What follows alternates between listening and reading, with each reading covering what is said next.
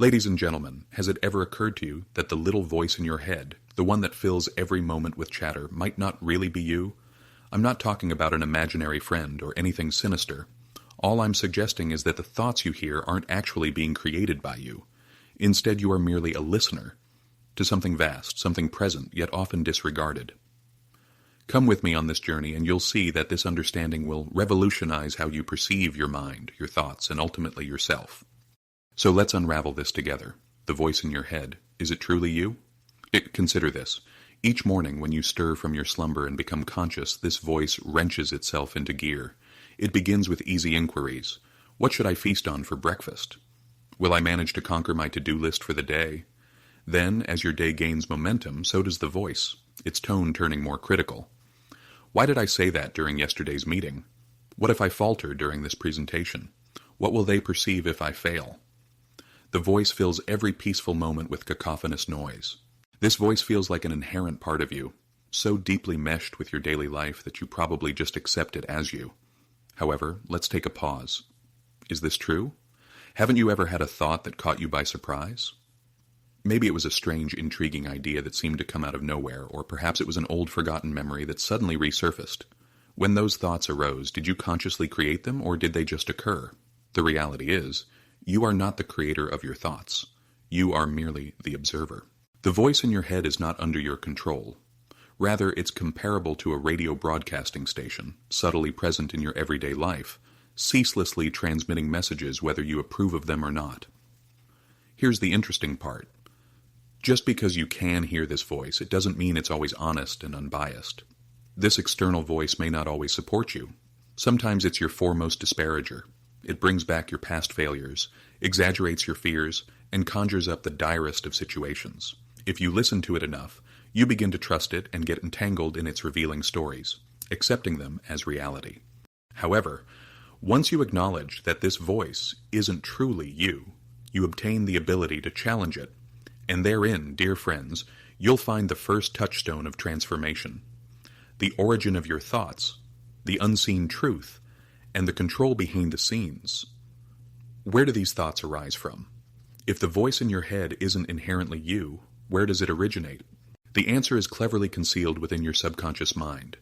To help you comprehend, picture your brain as an enormous data processing device, relentlessly deciphering information underneath the apparent reality. Your subconscious mind is this operating system. It interprets all your experiences, ingrained beliefs, and uses these to generate your so-called thoughts. This is where it gets intriguing. Your subconscious doesn't always act to benefit you. Its main obligation is to ensure your safety and to preserve your life, not to keep you jolly and content. It uses the lens of survival to filter your thoughts, generating fear-based notions based on past traumas and failures. It tries to guard you by projecting the worst scenarios, which in turn limit you. Your subconscious keeps you trapped in archaic patterns of fears and self-doubt, endlessly replaying them like a broken record. What's even more captivating is that many of your thoughts aren't your own.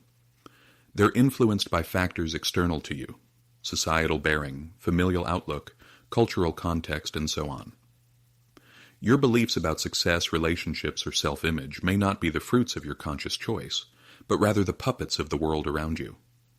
The voice in your head is like a puppet, and your subconscious mind is the puppeteer. The good news is this: once you grow conscious of this, you start severing these puppet strings and reclaim control, and this is the first step towards profound change. Many of you may wonder if this voice that incessantly criticizes, creates doubt, and fuels negativity, why do we still listen to it? Why can't we simply turn off the noise? The answer, surprisingly, is rather simple. It's because we are addicted to it. Listening to this voice provides us with an identity. Even when it criticizes, it reinforces our self-perception. If the voice asserts that you're not good enough, you have a predilection to believe it because it matches the tale you've been narrating to yourself for years. This self-narrative becomes your comfort zone, and despite the pain, its familiarity makes it seemingly ineradicable. Moreover, the voice in your head can be extremely convincing. It doesn't just deliver facts, but enticing narratives that are profoundly tied to your emotions. However, here lies the secret, dear friends.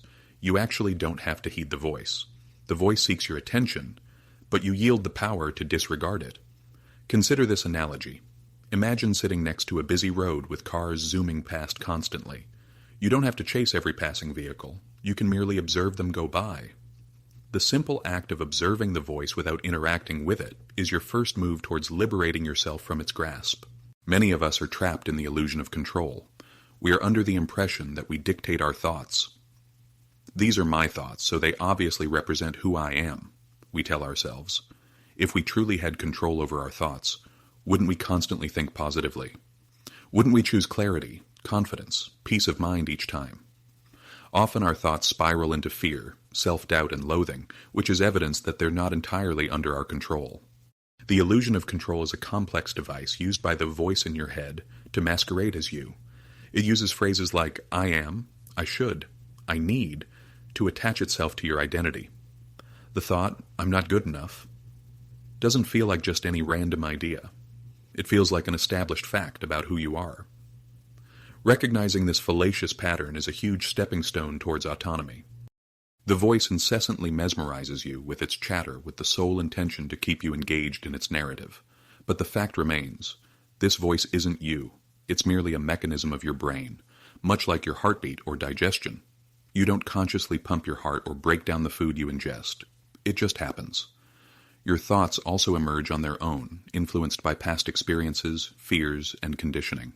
Recognizing this illusion of control can be extremely freeing. It allows you to step back and observe the voice without identifying with it. It frees you from the prison of your mind, and you become an observer rather than a captive.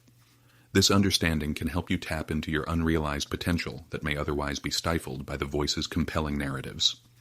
You become the commander of your thoughts and not a prisoner to them, a profound paradigm shift that can markedly improve the quality of your life. This, dear friends, is the true cost of incessantly lending an ear to that voice in your head.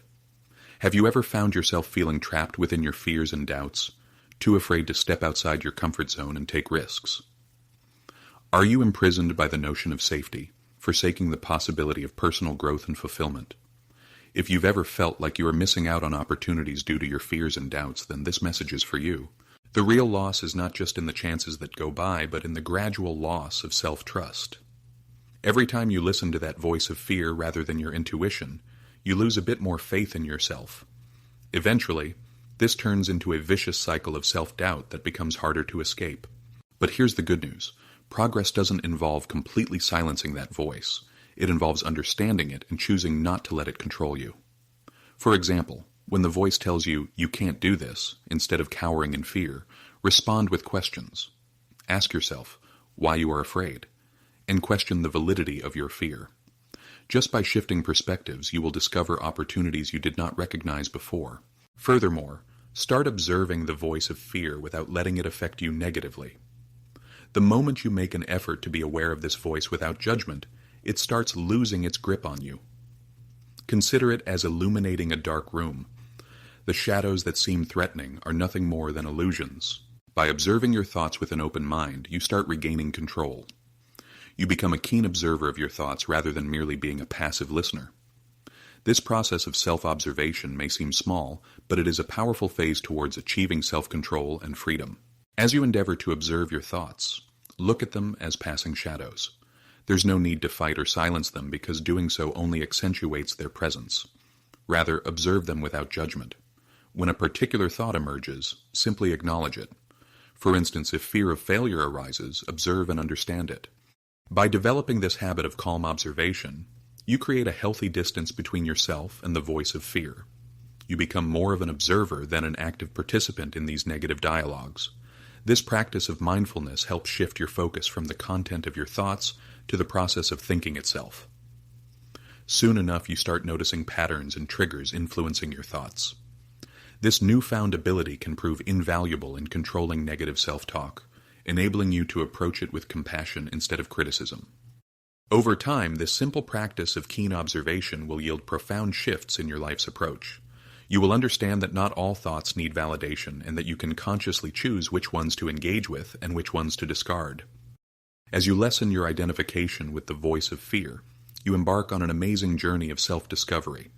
You begin to reveal your true self, which is not the critic labeling you as not enough, or the worrier fretting over the future, or even the voice of regret lingering in the past.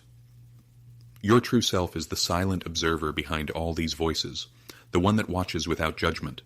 This silent self remains steady amid all chaos. This shift is liberating as it frees you from the narratives and stories the voice of fear has been telling you. With a transformed perspective, you will no longer see yourself as a bundle of thoughts and labels, but as something more profound, unlimited, and constant. This transformation is not just a change in viewpoint, it's a return to your intrinsic nature. Reclaiming your true self doesn't mean the voice in your head will go away. It will still be there, chattering away. But you'll be able to leverage it as a tool instead of being controlled by it, and this will open you up to a life filled with peace, clarity, and purpose. In your quest to break free from the voice of fear, it's essential to embrace some practical steps.